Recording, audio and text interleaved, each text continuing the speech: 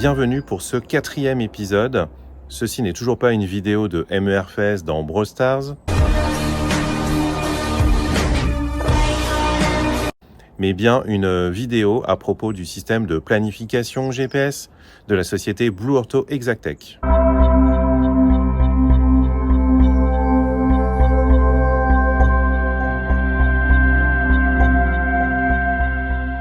Et c'est donc parti pour la planification d'un cas qui pourrait paraître assez simple de prime abord.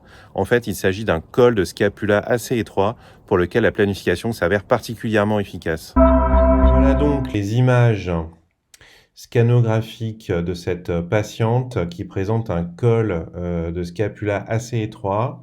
Nous avons prévu de mettre en place un implant inversé. Donc nous sélectionnons à gauche l'implant 8 degrés postérieur qui correspond au mieux avec une rétroversion dans ce cas de 5 degrés.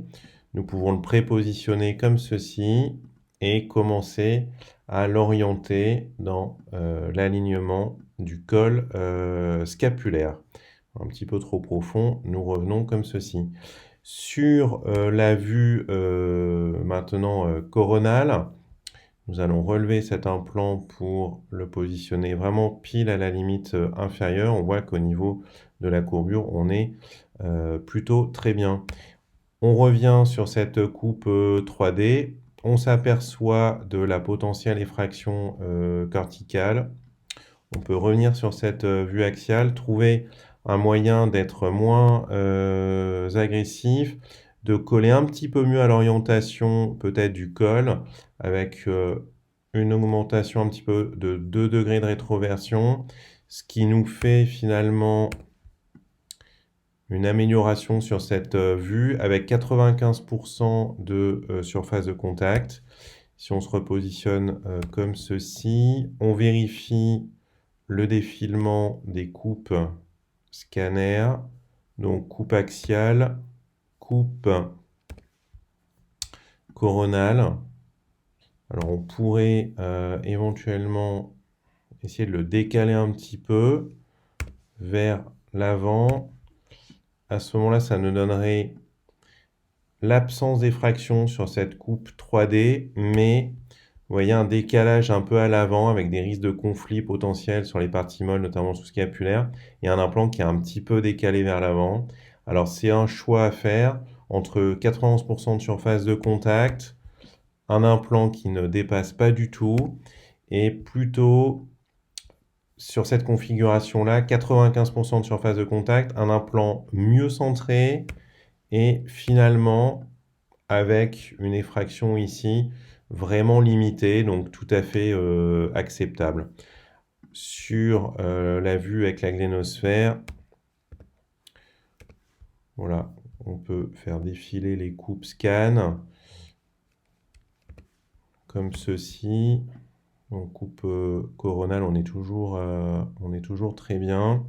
Et finalement, en termes de taille, un implant 38 sera parfaitement adapté. Vous voyez, taille 42, c'est nettement plus important et plus imposant. Voilà, alors si on n'avait pas planifié ce